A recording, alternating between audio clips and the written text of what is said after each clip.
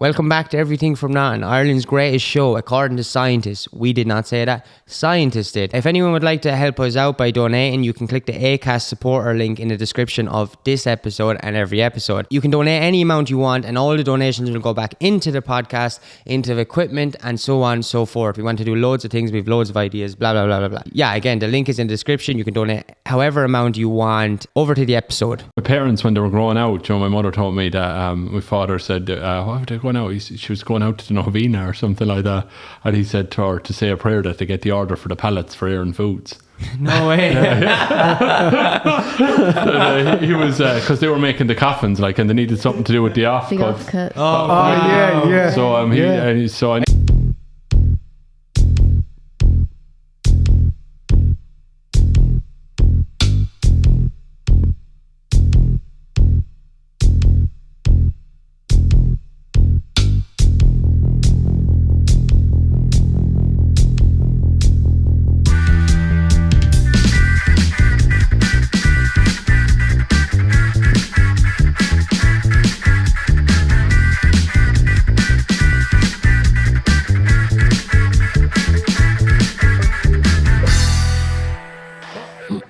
that's the clap we do to scare the guests. Till we're it going. makes everybody anxious. Like. Yeah, No, apparently. speechless. Welcome back to Everything from Nothing, Ireland's most consistent show. I think that's an actual fact. It's the sweetest show. The sweetest show. Yeah. Yeah, it is this time, yeah. We're joined this week by, well, first of all, if you're watching on YouTube, please subscribe. We'd really appreciate that. It helps us do things for some reason. Helps us get up in the morning. Yeah, when we see the numbers go up, we feel good about ourselves. This week we're joined by Eddie Kenehan, and we're going to talk about whatever we talk about. But you created one of the coolest things I've seen from Thurles and listened to too, like Me the too, audio. Which is the Sugar Tapes. It's on the Source Art Centre's YouTube, and would you be able to talk about that a bit, like the sugar? How did it come about, like, or who? What is it? What is it, first of all? It's first of all, I done a master's in social practice and creative environment. Wow. And we had to pick a project to do something that had social practice involved in it. And the whole idea of doing this social practice was to get people involved that had artistic abilities or no artistic abilities involved in an art project. So that they could be part of it. Okay. And I had a few ideas in my head when I was doing the masters. What I was going to do, I was going to do it on Killeens in the area. I was going to do it on the architecture of some of the old buildings in the square. And then one day when I was walking out my front door, I just looked around and says, hang on a second now. I says, I'm living in a factory house and there's so much information on the sugar factory. And when I started researching it, I got everything you could want about the sugar factory and the management and all these awards that they got and about making the sugar and everything. And what I really wanted to know, what it was like for the lives of the people that worked in these sugar factories, what it meant to the economy in town, what it meant to the people, what it was like for the housewives when their husbands were working back in the earlier days of the campaign. Because back in the earlier days, housewives didn't have washing machines. Of course, Yeah. They didn't have bathrooms. There was outdoor toilets in most of the houses when I lived younger on the quarry. There was an outdoor toilet. There was no bathroom. Everyone had to use a basin to wash themselves or sponge themselves down, and they were as neat as a pin. You know. And I says, how did they survive like that? You know? But my one disappointment in the whole project that I was doing, that I didn't get enough women to talk to me. Okay. I got them to talk to me on a one-to-one. Yeah. But the minute I produced a tape recorder, they didn't want to know. Why was that? I don't know. Maybe they weren't comfortable with the idea because my initial idea was to archive all these tapes that I made and have them in the library so that people could go back and listen to them. Yeah. It's a really cool idea as well, but and then the house that you were living in, then a factory that was built by cooperation of the workers. Yeah, what is a factory house? Just It was built under the sugar factory housing scheme, whereas the sugar company at the time, which General Costello was the manager at the time, decided that he'd, if the factory workers wanted houses, that he would build houses for them. So they allotted the money from the sugar company, and they would buy anything that they needed, and they'd get it at cost price. And any of the machinery that was in the sugar factory would be used to build the houses. And the workers themselves, when they had their time off, were both doing the work on the houses and everything themselves, mixing cement, putting down foundations, and digging out their own. They're great houses, like they're fabulous houses. All the good houses around Thurles are good sugar factory houses, aren't they? Yeah, well, there's Ardlacrusha is one, Hillview is another, and then there's Bellevue. Is Ballycurran, so Ballycurran. Yeah. There was army houses out there as well. They were built during and Sarsfield Street. There's army houses down. But then Bournemouth Road, I didn't find out there till recently. There was houses. The houses there were built under a scheme in Bournemouth as well. So somebody told me, that's mad. I don't know if this is true or not, but up in Ardnacrusha, they all worked, you'd form a team to build these houses. So you do the electrics, I'll do the carpentry. And what we do is we don't know whose house is whose. So we know one of them is going to be my house, and then they pulled numbers out of the hat at the end.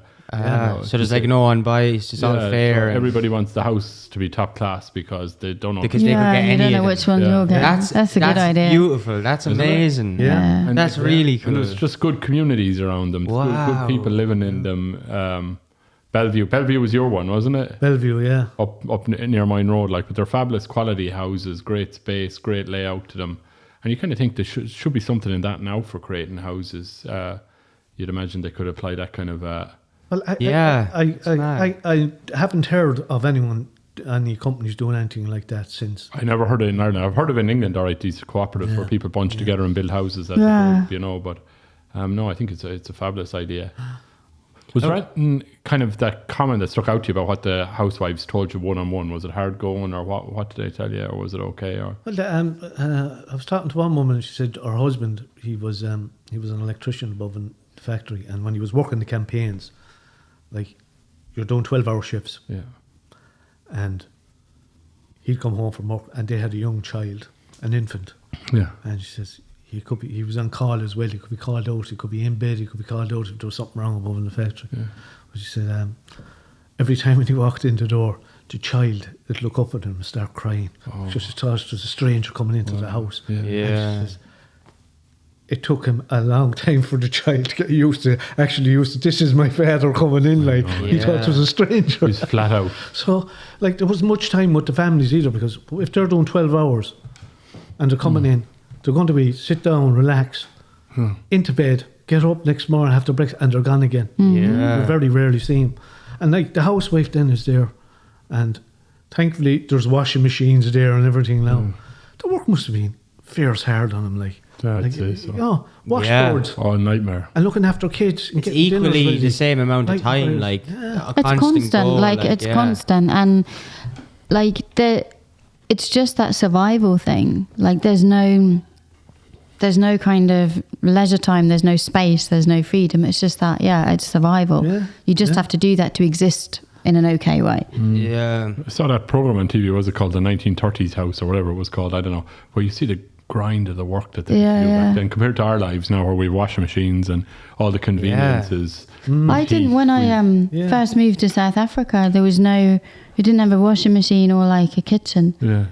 And you had to wash even like your bed sheets in the bath. Yeah. That's mad. And try and get them dry and stuff. And it was rotten because like you're working 120 hours a week. Yeah. And you got to wash your fucking bed sheets in the bath. And that's something when we moved into Bellevue.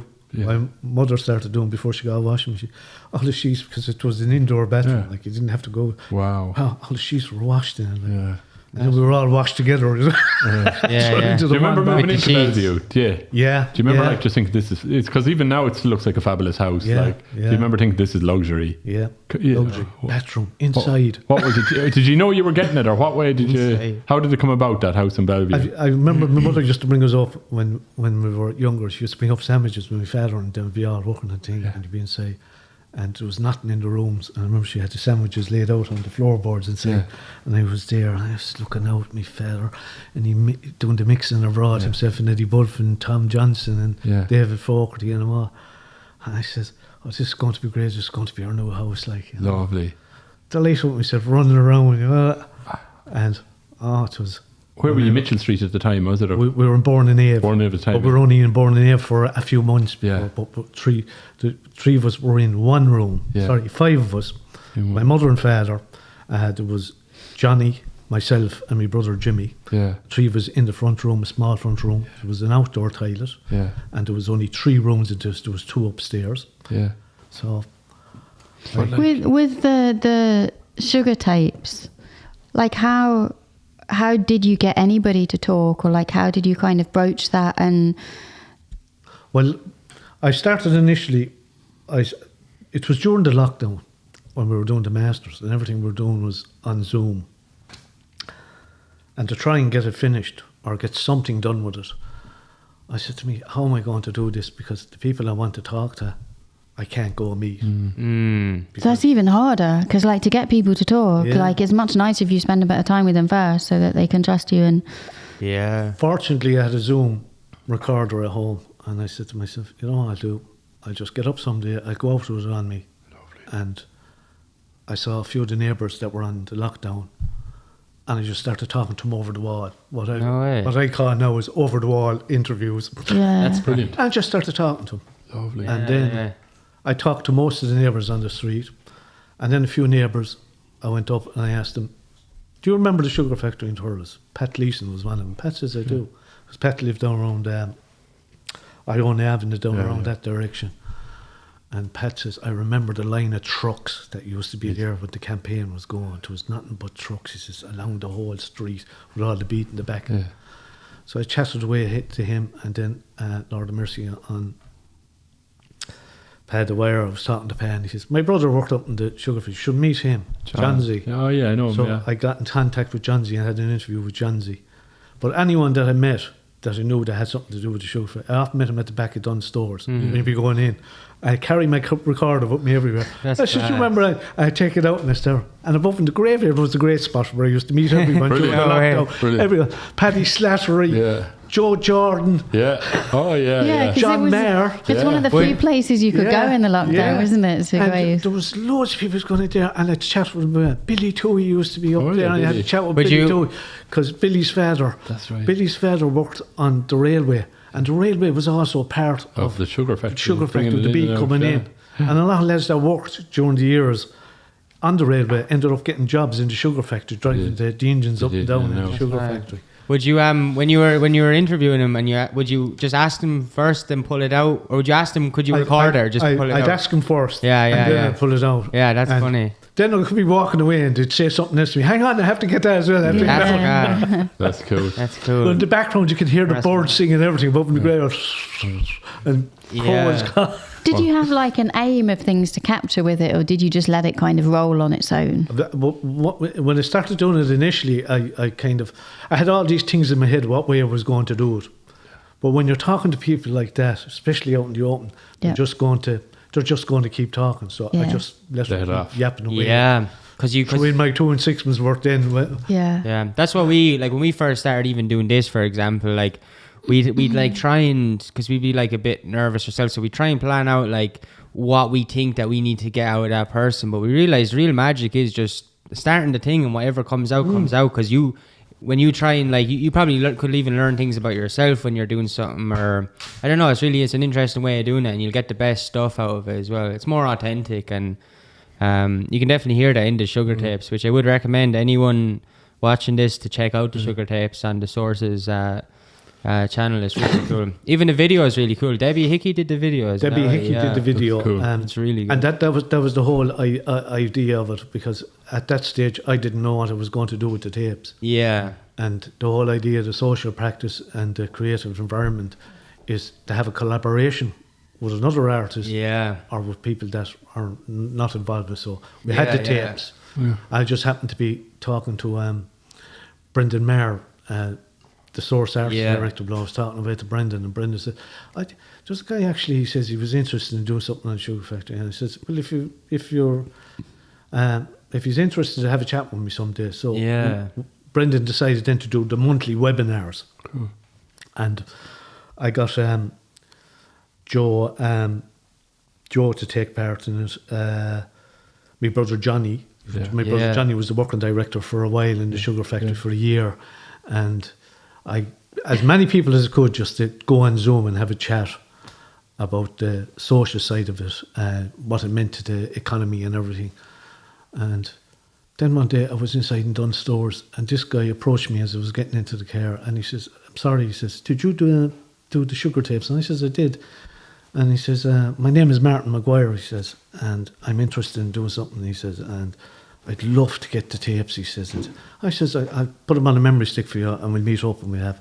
And he used to do a lot of writing performances for Get the Gate Theatre and everything like that. Then he told me his wife was on Ross na Roon. Oh, yeah. She was an actor, and they were living in the Eco Village. Yeah. And he said, "I'll get into you someday, because the way things work in the Eco Village, I think there's only 2 cars.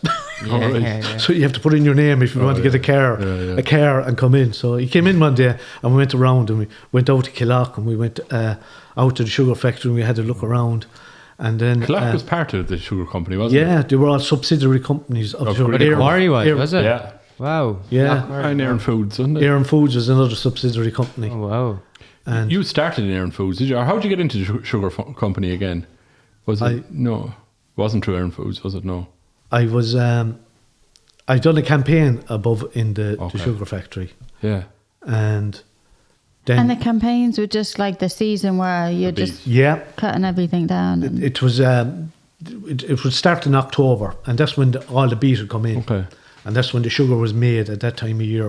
And once... From October, possibly to January, depending on how much beet went in. Yeah. And once January came, all the sugar, packing and everything done, bang, Job you're done. gone. The seasonal workers were gone. And then for that, from January to up to the next campaign, October, all the factory, all the workers would be in fixing everything for the next campaign. Wow. That was their job. So it was really a cycle like that. And so you went in for... How'd you get in for a campaign? Just to put your name in for it? I put my name in for it, and probably the fact that I'd worked in Aaron Foods as well, that helps. Yeah. That's really mad. So just if people might be listening that don't know anything about the sugar factory or what were...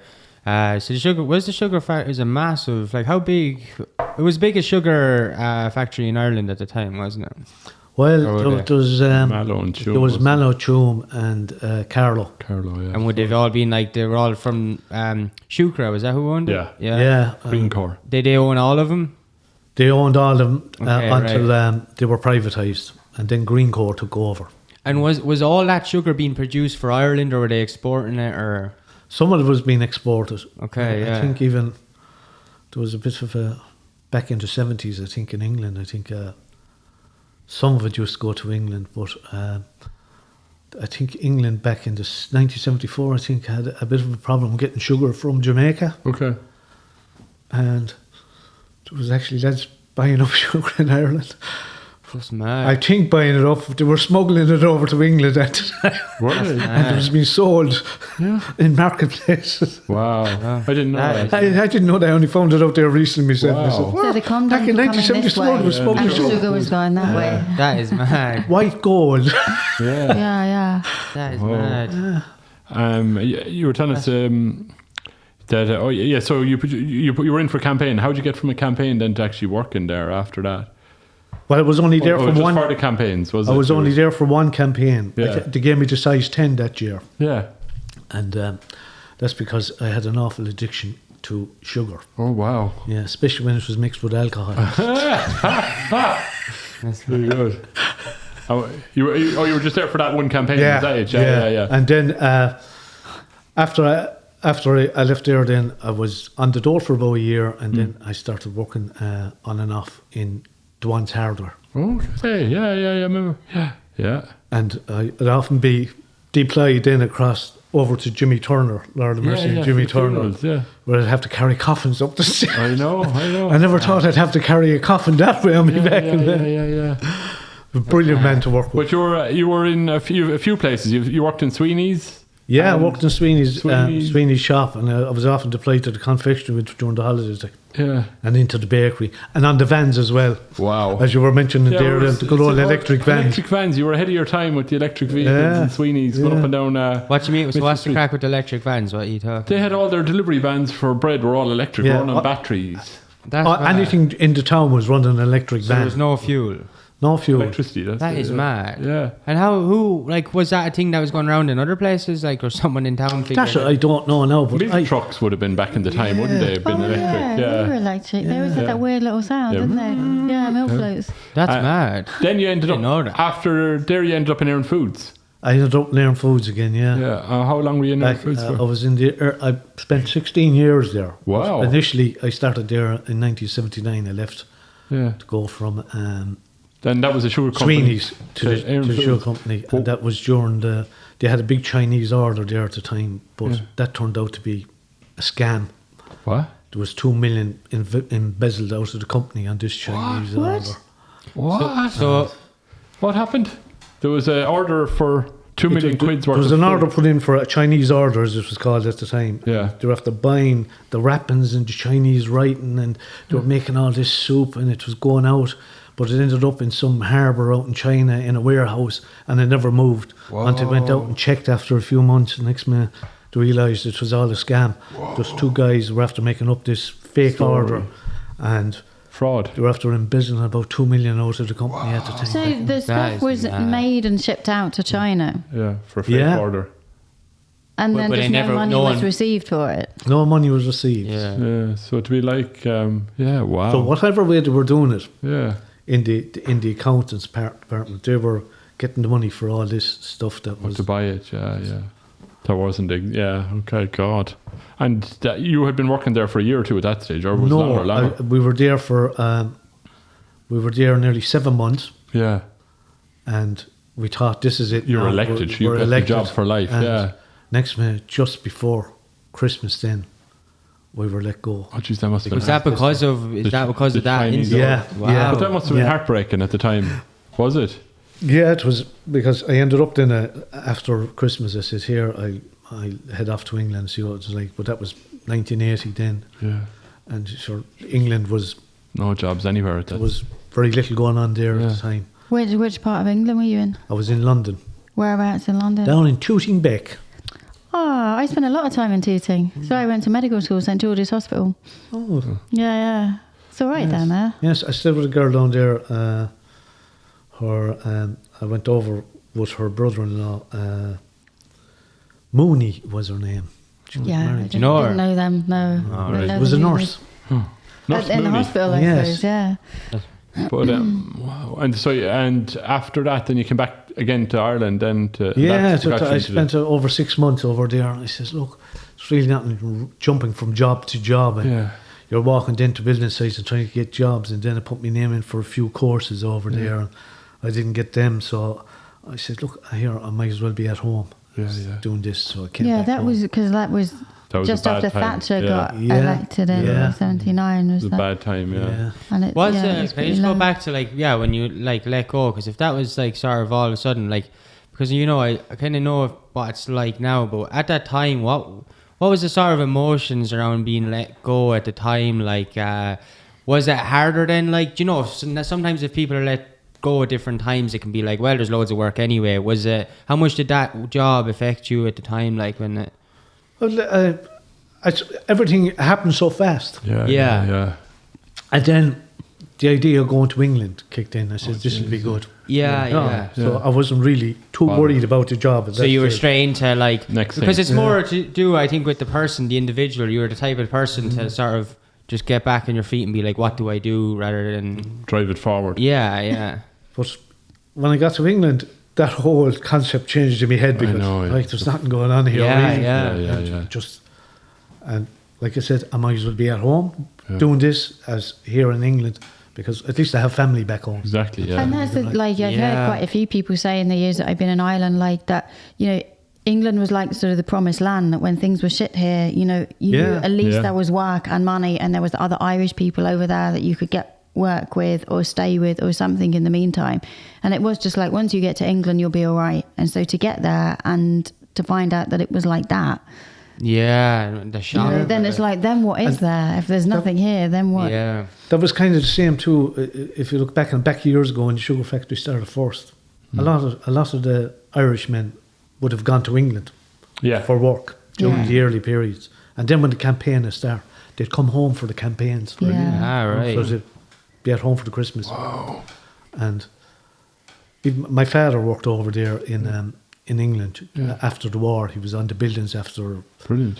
What the McAlpines Fusiliers is there? They went over there with them, and but when the sugar company started, like it gave a chance for people to be able to settle. As one lad says, if the sugar company wasn't there, would we have had as many great players on the Sarsfield team as we have now? They'd be all gone immigrants. They would. That's very funny. Yeah, that's mad. Yeah. That's a mad. I never thought about that aspect of having such a sort of large size. So like, you know, a factory that's employing that many people is like that sensation of security collectively in the town. Do you know, like for people to feel like I can relax now. That's massive, and I never thought about that. Like, and they can relax at home and not have to travel or like. And even if you didn't have a full-time job. Yeah. If you got the campaign, you were elected. Do you remember the smell in Thurles when the campaign was on? Don't talk. Wow, the whole town would smell, would it? I loved it. Yeah. It smelled, Guinness reminds me of the smell a little bit. Oh, the Guinness factory. Yeah. Oh, no, that's the smell. Except it's nicer. It was, I remember as a kid in Scolalva playing football in the yard and the smell, you get this smell. I love that smell. Yeah, it was the smell of Christmas. Yeah, it was. That's every time when I smelt it at the front door above us, says Christmas is near, because the campaign started before Christmas. What was the smell though? Was it molasses or was it what was it? Could be the pulp molasses. What was it? And it was beautiful. Did you not like it? It wasn't a nauseating smell. No, it was beautiful. It was a lovely smell. The one at the Guinness. It's like when you mentioned Sweeney's. Yeah. The smell of the baked bread as you're going up along the street. Smelling like caramelized sugar. Yeah, I'd imagine it smells nice with sugar. Yeah. But it's the fact that you know you're somewhere when you get that smell, don't you? You know it's. Do you ever smell Nina in the milk factories or something? Some random times at Nina's milk factory, some smell every few months goes off, and it's really weird. I know it's rotten. At least it wasn't that. That's probably sour milk. Yeah. It's kind of sour. Trash talking. Did you get backies off the trucks going to school when during the campaign when you were kids? Like, were you on a bicycle holding on to the back of the truck? We used to do that. Well, we used to do it with the Sweeney's bread van. Did you? Yeah, the electric one. Yeah. You'd be hanging on to the back and be running along after. Yeah. Free lifts. Yeah, that was it. That was cool. And ultimately, though, it was 88 it closed, was it? Or was I remember 88. Well, I think for everyone it closed, but I think there was still sugar in the silo above till 2003 or something like that. Yeah. Because the silo was full. It's huge, the tonnage that was in 2003, is that what wow. The silo closed. Whoa. They filled the silo and there was a silo up there. I think the silo wasn't there that long when they built it, before the closure as well. Yeah. It was, so why did the sugar factory close? Did we talk about that? No. Yeah, why did it close? It's a combination of being a member of the EU, and they had to put restrictions on how much sugar that companies could develop and everything like that. And then French sugar was cheaper as well. There was sugar coming in cheaper. Yeah. And like when companies are privatised, shareholders only look at money. Yeah. When that was a state body, it was about keeping communities alive and everything. So Shukra was a state. So it was before they sold the shares and Greencourt took the shares. But it always made money.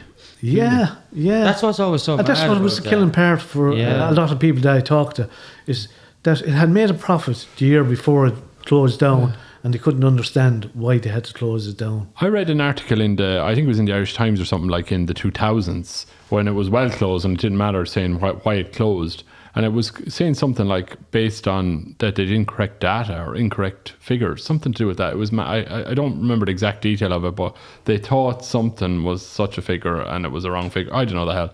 I don't remember exactly what the gist of it was, other than that they didn't really have to, legally they didn't have to close it like the way they did. Yeah. That's mad. How many years was it there for? the sugar factory. Was it, what was it, 40s? Was it 1940s? Was it? Or 1933, 33. when Eamon de Valera turned the sod above. Okay. Was it? Yeah. Yeah, so it really opened in 1934. Okay. So you're talking about nearly 60 years. Wow. Nearly And there. the town must have developed a lot around it, kind of thing, because they needed people coming in. Yeah. It was a for boom it. town, wasn't it? Yeah, Because like a gold rush town. As I was saying, you had the subsidiary companies as well, like Yeah. Killock. Yeah. Aaron Like Foods. lime, the lime in Killock was used to purify the sugar. Yeah, there's all those associated Then industries. Tipperary you had- candy. You had Tipperary candy. Yeah. You had Bournemona out there as well, which was another thing when the season in the campaign finished in the sugar factory. The lads from the sugar factory would have to go to Bournemona and work on the bog for the season there. Yeah. So there was a lovely circle of work going around it. Yeah, to a move. circle of life And then with the it, sugar yeah. factory for small farmers. They could work during the year, sow a bit of beet, make their few bob. The lads then that work with the farmers during the summertime. And for a small farmer, it was Massive. something else. Yeah. I remember in primary school, they'd ask you what your father does or something like that. And most people in my class, he's a fitter in wherever, or, everybody's dad worked in a factory when I was a kid. Like, do you remember that? Like, there was fitters and there was all these jobs that you don't hear of anymore. You know? That kind of like cycle of things, I think it's so much nicer for human beings to exist with that. Like, the farmers being out doing what they could do in the summertime, and then they're in doing what they need to do in the wintertime, fixing everything up. Like, it is such a lovely cycle that kind of ebbs and flows with the wheel of seasons. nature, that goes with the seasons, and there's a sense of, like things to look forward to and change and process all the time. Like, whereas when it's like this consistent, there's a difference when you're in an office every day, Yeah, like in that's the what I winter and the mean. summer is the same, bored or sad. It's so like soul crushing and Yeah. soul destroying, and that when you can't, it is just the same every day. And I Yeah. really think that contributes to a lot of why people feel so kind of dysphoric and dissatisfied and depressed and things like that a lot of the time. Definitely, yeah. When you have that change. And that's the thing with the likes of them companies, like Bournemouth and Show, they were seasonal work. And Yeah. if you got your foot in the door, you know you're going to have a job there maybe next year or the year after. And at If least there things was some weren't sort of going well, hope then, like you always have that. If things weren't going well, at least sugar factors there and getting in there.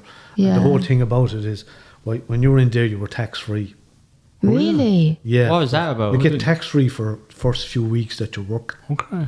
So then you're going to have a big bulk of money coming in a few weeks after, once your tax is sorted out and everything. Okay. So why were they able to do that? Because they were a semi-state company. They were probably had some working out. How did that work? They leveled it out after. Or is they it? paid tax for you, or Probably when they went in first, they were sorting out all their tax things like that. Yeah, so you would be paying, say, I won't say tax free. Yeah. You'll be paying big tax when you go in first until your tax is sorted. Oh, out. emergency tax. That's the word I was looking for. Emergency tax. Yeah. And then you get a big bulk of money. Oh, I remember doing that. And then once you finish your seasonal work and you go on the road, You get you're that able back. to claim your tax Yeah, back. yeah. Because So you weren't earning above the and it tax worked out- threshold in the year. So it worked out That's so really great good. that it was Christmas time. Even though you mightn't see your husband on Christmas Day, one lad told me that he hadn't been home for his Christmas dinner for 23 years. Was in the factory. Whoa. Because Christmas Day was triple time Whoa. before Yeah. Christmas Day.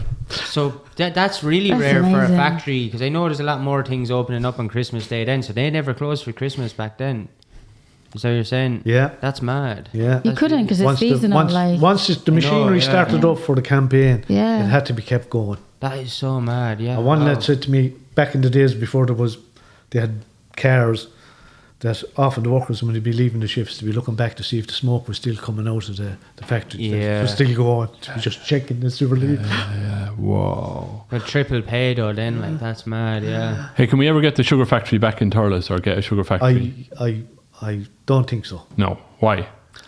I'd say because of all this Green Okay. Party stuff that Yeah. Okay. you wouldn't allow something like that. Okay. The I amount thought when you just smoke. said about all the smoke, like that smoke would be Yeah. going and going and going. And for months. even working on Christmas, it's hard enough. I remember- to get away with that now. A lot of kids had asthma when I was a kid. Everybody seemed to have asthma, and they used to say, "Oh, it was because of the factory." Oh, yeah. Yeah. Yeah, Well, I don't know what that's I've true. never heard that, but When I was in primary school, like my cousin Mark had asthma bad, and there was a few others in the class when they were all, and they used to kind of think it was that. I don't know whether it was or not, and they all seemed to kind of grow out of it again. And but I don't know whether that was true or not. That's mad. Yeah, but they maintain. They say that kids with asthma can grow out of it. Yeah. But That's true. I've known people that never had asthma and got it. Oh, do you? Yeah. I don't know whether it was true or not. Yeah. This was gone. What made you do the master's degree? I went to college, and Brendan will remember this, because he was in the same studio as me in first year. When we were doing our art degrees. Brendan's behind the camera here. Brendan's behind the camera there now. That's mad. And I done a degree in fine art print. Wow. And was that as a mature student? Yeah. What made you go back into, because it's a whole different thing doing it as a mature student. Well, my mother had dementia, and I was trying to sit something to occupy my mind. Yeah. Take me out of the house, and I went back and I'll do a master's, and I was paying for it monthly. Brilliant. I did that in my master's. I said, how can I pay for this now? Can I pay for it monthly? He says, yeah, you can pay for it monthly. And he says, if you can't keep up with the monthly payments, pay something. Pay a tenner. Brilliant. Pay 20, just to let them know that you're still paying it. Yeah. So my mother's dementia got worse, so I had to defer it for a year. Yeah. And after she passed away, I said, I'll go back and I'll finish out the masters, because there's one thing my mother always said to me is, if you start something, always finish it. Fair play to her. She's dead right. And I had this in my head. That I is said, so going true. back, I'm going to finish this now. And it was the same with the sugar tapes. That's amazing. When I started doing the sugar tapes, because I remember the tutor, Marilyn Lennon, I says, does anyone finish what they do in the masters? And she says, no, she says, it's funny you should ask that question, Eddie, because the outside examiner says the same thing. Does any finish what they do when you start the masters? Did you finish the project? And I had it in my head, I am not going to leave this. If I start this, I'm going to finish it. Yeah. And then that lockdown came. And no, not again. This is it. But thankfully now, through Brendan in the source and Mark Maguire, I love the sugar tape. I was able to finish it, and finish it exactly the way it was, with the collaboration, and get people that weren't artistic involved in it as well. Yeah. And I was delighted. I love it. I put it on while I'm working or drawing it. It gives me a nice warm feeling. I don't know, same as the feeling that smell would It's give like me. a meditation. It's relaxing. The voice, your voice in it as well. It's just relaxing. But the way the whole thing is put together. Do you not think I sound like Pat Short in it? I don't know. I don't think so.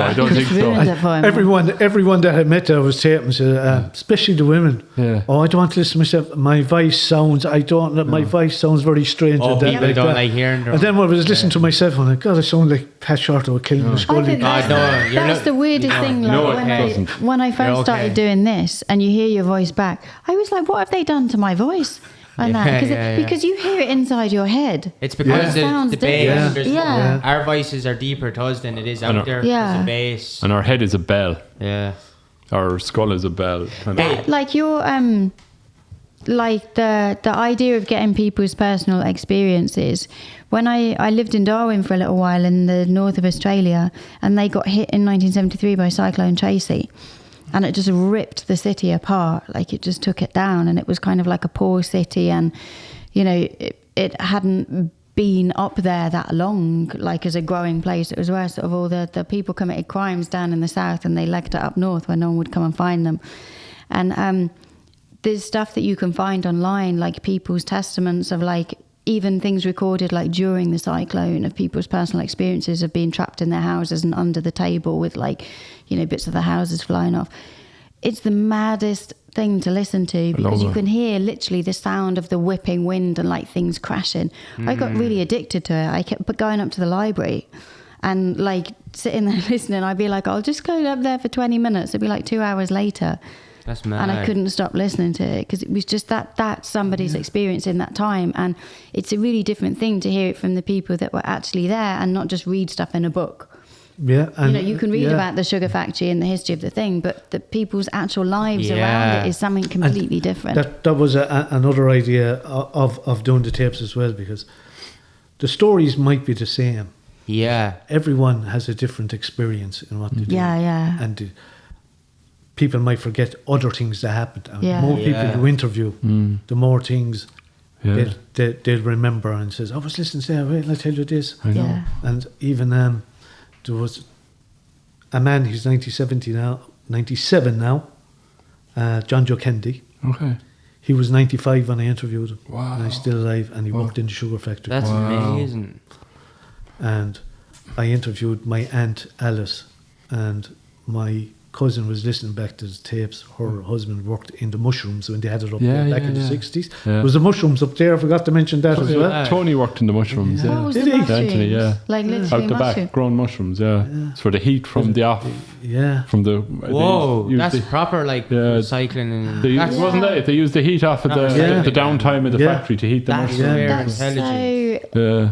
like using, literally That's- using. It's like using every part of the pig, isn't it? Yeah. And that's one thing about the bees. Everything was used. Yeah. Like it was used for fodder for the cattle. Yeah. I often seen outside the Mount Garments, there'd be lads coming over trailers with the bee pulp in the back and the steam still rising off of it. And the monk used to keep a few cattle in the back, and they'd be bawling once they smelled the bee Oh, pulp yeah. outside. Yeah. You could hear them They knew it was coming. Yeah. roaring for it. Wow. It's mad you're saying as well, like about, it'd be problematic to set that up again because of the green thing, but what I'm hearing is like that's far more green in terms of the thinking around it, and reusing and recycling is really, you don't see big companies now doing that at all. Like they just throw it away and it's waste. My parents, when they were growing out, my mother told me that my father said, what were they going out? She was going out to the novena or something like that. And he said to her to say a prayer that they get the order for the pallets for Air and Foods. No way. He was, because they were making the coffins, like, and they needed something to do with the The offcuts. offcuts. Yeah. So I thought no, so just success for the air. he wanted the order of making the pallets for the Air and Foods, That's fair. off the offcuts of the coffins. Yeah, So, yeah. he made pallets for Air and Foods. Very good. I didn't know that now. It was only, it would have been only for a run, and then somebody else to get I it. remember they used to make the Christmas ties as well, the wooden Christmas They did. ties. Yeah. And I remember my one of my nephews got one of the wooden trucks, and he still has it at home. If he's ever selling it, They used to have Christmas parties for the kids every year at Air and Foods. And he got one of them wooden trucks. And he still from our has it. place. Yeah. Oh, brilliant! If you ever want to sell it this direction. That's class. Yeah. Up and But they used to make those ties off the offcuts of the coffins as well. Yeah. That is so like waste not, want not. Oh, waste not. Nature never wastes anything, and that just replicates ties all and of coffins. And pallets for Air and Foods. They're like the one end of the spectrum. Beginning of life, you play with ties. But it's funny, the little smaller factories that would feed off of the bigger factory, or you know what I mean? Yeah. Yeah. It's That's brilliant. No, I didn't know that. yeah. That's really cool. And what I find interesting as well, I'll ask you a question, right? You seem passionate about Thurles, and in a time where like the sort of local passion has sort of died down a bit, why do you care about Thurles? Or its history, or as a whole, or It's my hometown. yeah. And if you look at it, and I even listening to Paddy there on his podcast, and we're talking about this, there's an awful lot of history around Thurles. Yeah. And there's nothing done with it. Like even if you walk down the Liberty Square, you look across the road, there's a building, I think it's Grace's. Yeah. There's a cartwheel on the wall. Where? Sorry, explain that again. So where is it? But it's by Anconi Wheel, is it? Yes. Yeah. It's on. He used to have stables there. It's First Editions, or sorry, what you call it? Is The it Healthy First- Haven. Healthy Haven. Yeah. Oh, yes. yeah. The Anconi Wheel there, Yeah. isn't it? Yeah. There's a Bianconi Wheel where the stables were Bianconi used to yeah. make the horses and carriages. Yeah, that's right. Yeah. They're still there. Those buildings down the back. Yeah. Yeah. And that's where the GA lads met before they went across to his hotel. All the locals met there in the Bianconi Lodge at the back, which was the IRB hall. Why do you think that there isn't much done around the history in Thurles? Because, it is funny how some places, there's loads of places. If I think back, like in England, I grew up near Stratford-on-Avon. Stratford-on-Avon itself gets so much history stuff. Like it's always out there because of the association with Shakespeare and stuff like that. Yeah. But you know, also Solihull, which is like another local town, has got huge history. and it doesn't get anything like the kind of awareness. It's sort of random, funny, sporadic. Like because everywhere has a level of history, but some places seem to just take off a little bit more than others.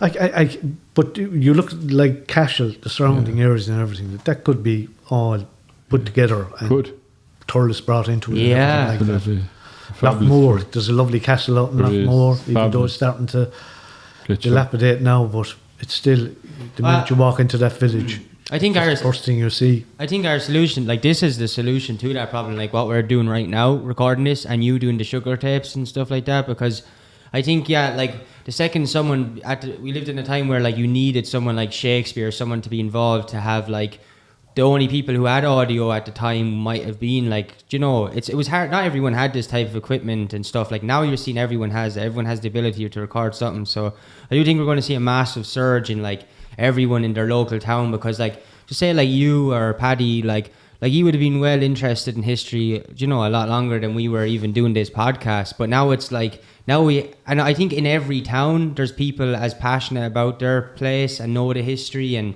storytelling in Ireland's always a big thing, and passing on stories. So I think now we live at a time where we can capture it, record it, preserve it in an easier way, and you don't need like all this money and resources and connections to do it. So I do think we'll see like a surge of it. Like what you're doing is really cool. Like the question I was going to ask as well is, on the YouTube it says the Sugar Tapes 1. Is there a series of Sugar Tapes you're putting out? Well, as hopefully there might be another one. Yeah, okay. And if I get more interviews, which thankfully things are easing up a bit, which will make it easier to meet more people. Brilliant. And hopefully with this exposure, people will be more interested in talking to me and know what it's about. It'd be so brilliant if some of the women came out and spoke. I'd love. Completely different. Now there's some that said that would talk to me, but others, I'd love to just get what their point of view, or even if it's just a small memory of what went on in the factory. Just because when I archive these, people will listen to them.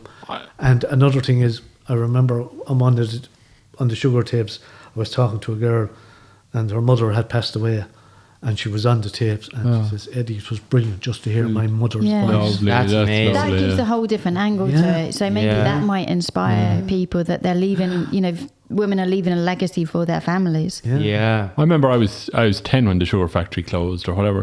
But I remember boys in my class that their dad worked in the sugar factory.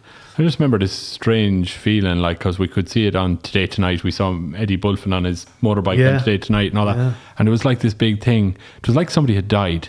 And it was like, his dad worked in the sugar factory, now he's lost his job, and now let's not mention it, kind of feeling. There was a weird kind of a feeling of, wasn't there? And people had a sense of kind of, what would you say? It wasn't shame, it was awkwardness. I'd say it's nearly like, because it's at the time. Loss. It was, grieving. It was like grieving. It was kind of like somebody had died, belonged to them, and you don't want to mention it. And but like it's not, because it's not even just on like now if someone lost their job, like it's different. It's an individual, but that was like a collective. Like the town lost something. It was. It was in the air. Like I imagine. And unemployment was so high, and it was so hard to get a job at the time that you really felt bad for them. Like, and the fact that with the sugar factory as well, there was apprenticeships there. Yes. Where people could learn trades as well. Massive potential. But you remember, I don't know, was it the same for adults, or was it just as kids we misunderstood it? But it was a sense of like grieving or something. Like it was a sadness about the whole thing. And we as kids thought, like, there isn't going to be any more jobs. That's it.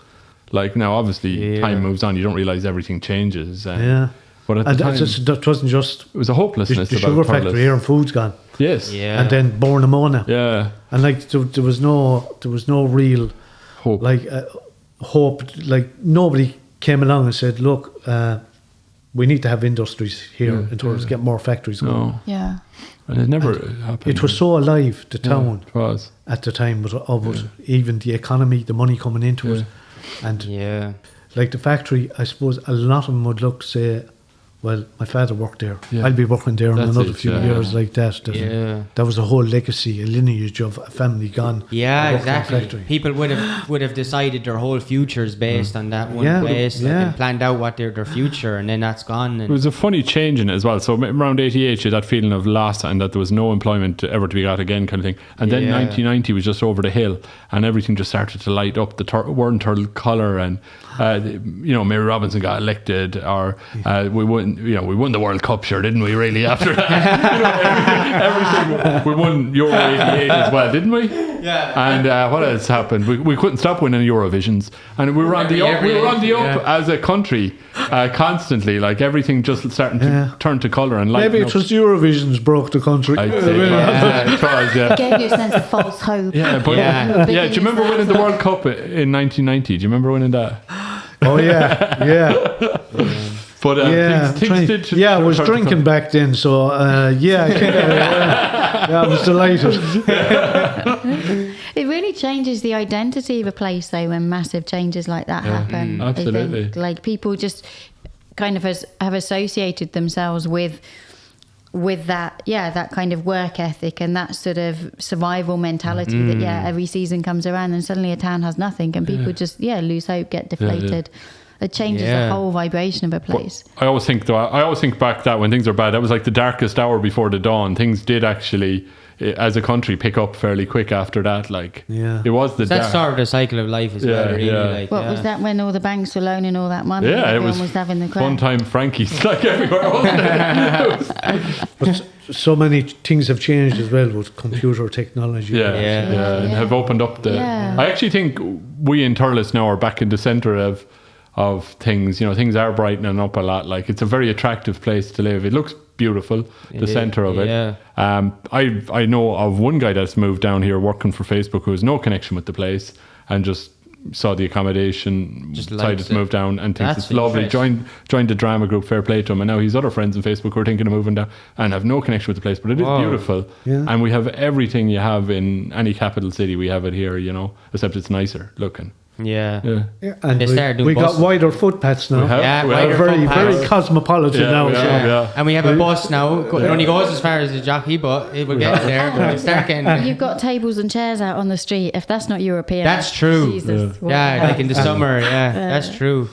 That's my favourite thing about the new square scene. I know it wasn't finished fully last year, but the county had like all the seats out and there was matches on, and I'm looking forward to this summer to seeing all the pubs use those bigger pats and it's looking good. The source is cool as well, and I was just I was thinking about you doing the sugar tapes. I think that's fantastic. It looks fantastic. It sounds fantastic. And maybe it's good that you're not working in the sugar factory because you wouldn't have done the sugar tapes. You know what I mean? Well, that's wouldn't have had that creative side come out.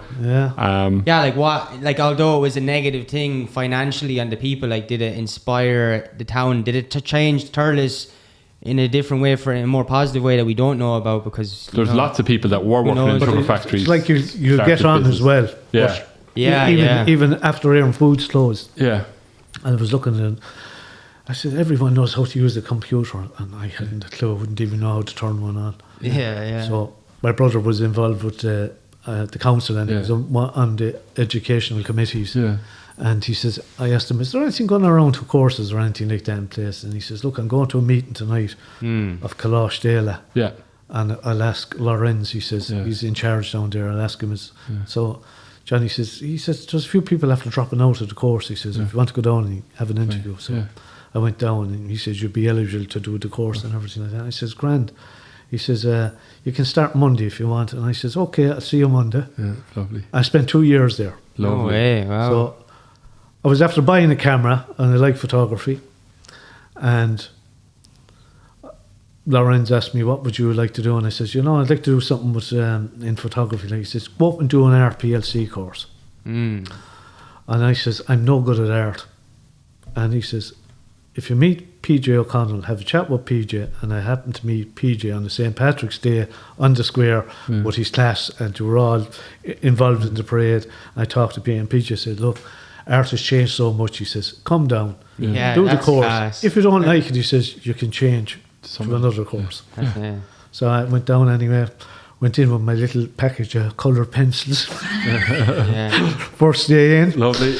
And I was drawing a leaf, and I said, oh God, I'm not going to look at what everyone else was doing. They were all brilliant artists like Brendan there. He was second year. Was it a second year or third year? Third year, was it? It was third year. I done three. And was his leaf right good, was it? I done three. That's funny. PJ couldn't get rid of me. I done 3 PLC courses. Did you? Yeah, I done a level 5. You loved it, did you? No, not that I loved it, but he says to me, do you want to get a portfolio and try for a college? And I says, no, I don't think I'm ready. So the second year he says, look, we're doing a level 6 next year. Do you want to come back? And I said, if I get back to education allowance, I'll come back. And I got it. Yeah, lovely. And I came back. But that year then, God rest my mother, she got cancer. So I couldn't leave. Yeah. Not that I couldn't leave, but I didn't want to leave. Yeah. But then the third year, he says, look, Eddie, there's another level 6 group, but we're doing different subjects. And I says, well, I'll think about that. And he said, if I get back to education allowance, I'll come back. Brilliant. So I did. Lovely. Wow. So I done 3. And that year then, Brendan was with us that year. Yeah, very good. And he's a brilliant artist. You know, we've seen it. And I eventually got a portfolio together. Went to Limerick first. And then I went to Cork. And the day I went to Cork, it was spilling out of the heavens. And I happened to have a lovely woolen hoodie jacket on me. Yeah. And it was like a wet blanket by the time I got to the college. Yeah. And I got my portfolio, put the strap around me, and I was walking up along the strap broke. Oh, Lord. Oh, no. So I had to take it off, and I said, oh, I'm here. I was an hour early for the interview, so I went up, and one says, oh, you're an hour early. She said, can you leave your portfolio? And I said, have you got a canteen? And she says, yeah, it's down there to your left. So I went down and took off the woolly, left it in front of the radiator, and just sat there drinking a cup of coffee. It was miserable. God, yeah. So eventually got the interview done and dusted, over with. And one of the girls I met at the interview in Cork, I ended up with a studio in Limerick with her. Maxine was in a Maxine Moon.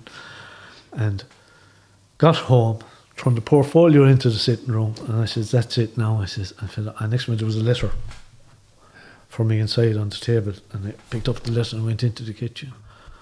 And I opened it and I looked at it. You've been accepted to Limerick Art College. Amazing. Brilliant. And I said, after such a miserable day, I got some good news. Yeah, I think that's really funny though. That was so kind of visceral, that whole thing of like getting the soaking wet and like you got to go and do this thing, and you're just like, Very, oh like my you're God, you're so focused. it's just and like, yeah, it's like the disaster before the kind Yeah. of sunshine happens with that. it's weird, the contrast. Like, yeah.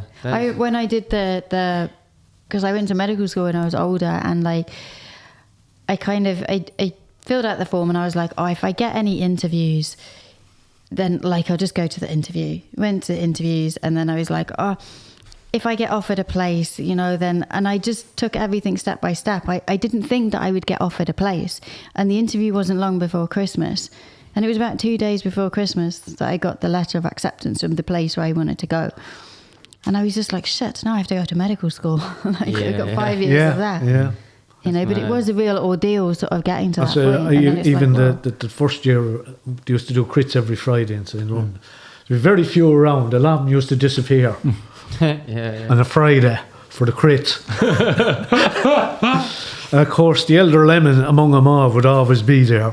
Yeah. And I remember one of the tutors asking a few people, and why did you want to come to art college? And they were there, well, I was always interested in art and everything. And then when he got to me, he says, why did you want to come to art college? I says, I didn't really want to come, I just ended up here. And that was my journey. Brilliant. From Colachdale, PLC courses, and then on to college. And then he went and he asked questions, what would you have been doing if you hadn't got into art college? So a few of them had been a plasterer like my father, or a doctor. I could have been working in a factory here in foods or something else like that. And he got to me and he said, what would you have been doing? And I says, I would have been a government artist. He says, government artist? Signing on? Yeah. It's funny, it's just, and that's the way it would have been if I hadn't went from Colachdale PLC course. I wouldn't have. Colachdale is brilliant, isn't it? I wouldn't have went on and done a master's. Yeah. Class. When all else That's really fails, cool. you just follow the trail of sweets through life. That's it. That's it. Go to the next. I remember level. doing an interview for a PLC course as well, and a cousin of mine's husband told me, like, before the interview, he was trying to help me for the interview, and he said, but anyway, when you get to the end of it, he says, thank you very much for giving me this interview. What was I successful? Right? So I was like shitting myself going in here, but it wasn't going very well. So I thought at the end anyway, he said, that's it anyway. So I said, feck it, I'll try it anyway. I know I'm not getting in anyway, but I'll put him to the shame of telling me I'm not getting in, you know. I said, thanks very much for taking the time to see me. And was I successful? Your man looked shocked. Look, yeah. Oh yeah, you are, yeah. And I was like, No oh, way. great. But I don't think I really was. I think he was Yeah, just upset by me asking him. I caught him off guard. He said, yeah, you're in, yeah. I said, oh, thanks. That's funny. Turned it all around. Yeah. So I think if you ask a quick question to people like that, sometimes they'll let you in under the fence. We have need to finish up now. And thanks a million for coming on. It was really good. Thanks for having me. Yeah, thanks very much. To have you on again as well if you ever go around making the second series of tapes as well. And to anyone watching this, definitely go to The Source. Just type in on YouTube in the search bar The Source Art Centre, and on their channel you'll see the Sugar Tapes. And I think the thumbnail, your picture of you in the thumbnail, so you'll see the same face here, there. And a bit more hair on it. Yeah, I had a bit more hair. Then you can press play then. Yeah, you can press play and have a listen. It's really good. And and thanks to everyone for watching this on YouTube or listening on Spotify. We really appreciate it. If you'd like to help support the show, you can donate to the donation link in the description below. And that's it. See you next week. Bye. Bye. See you. Thank you all. Thank you. Thank you very much. Thanks for the tea.